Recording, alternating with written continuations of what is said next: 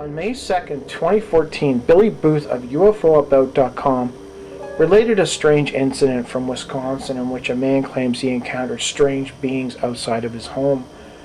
It was September 1975. A man was sitting outside his mobile, taking in the night air and watching the darkening skyline. A large saucer-shaped object caught his attention, and he watched it as it ascended down and just above the trees from east to west. He continued to follow the craft with his eyes as it passed just in front of him about 100 feet away. To his surprise, the object then seemed to settle down silently in the corner of the next field about 1,500 feet away.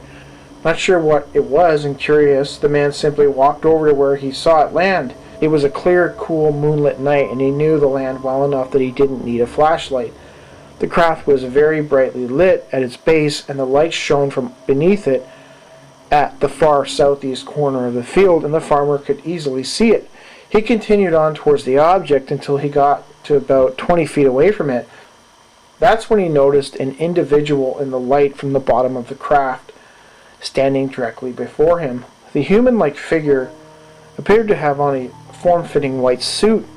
The eyes were covered in what appeared to be goggles or protective bubbles of tinted glass or plastic. The farmer then noticed a second similar figure to his right, only about 6 feet away. He was instantly startled, as he did not notice the approach of the figure. Frightened, he momentarily turned his attention back to the figure standing near the object by the light. He was busily attempting to catch a grasshopper in what appeared to be a glass sample container about 4 inches around and about 15 inches tall with wide mouths, which he carried in his right hand. In his left hand, he had a black stopper-type lid. The entity emitted a strange type of giggle when he finally caught the insect. The farmer then noticed the second entity in the field had scaled a tree. He rejoined the first one, and the farmer noticed that he was carrying a sample jar as well.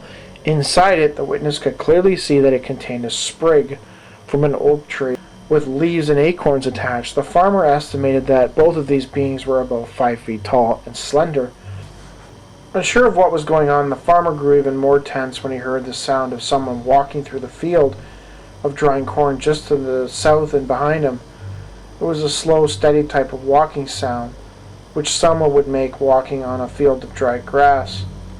As the entity approached him, it suddenly stopped, apparently realizing that he and his companions weren't alone in the cornfield. It then sped up and walked around the witness and back to the object. The farmer had a clear view of the beings due to the light of the object. He noted that the third was also dressed in a similar attire, and he was also carrying a sample jar inside of which was an ear of corn. It was at this point the third being alerted the other two to the farmer's presence. The trio soon stopped and stared directly at the farmer, who became instantly frightened.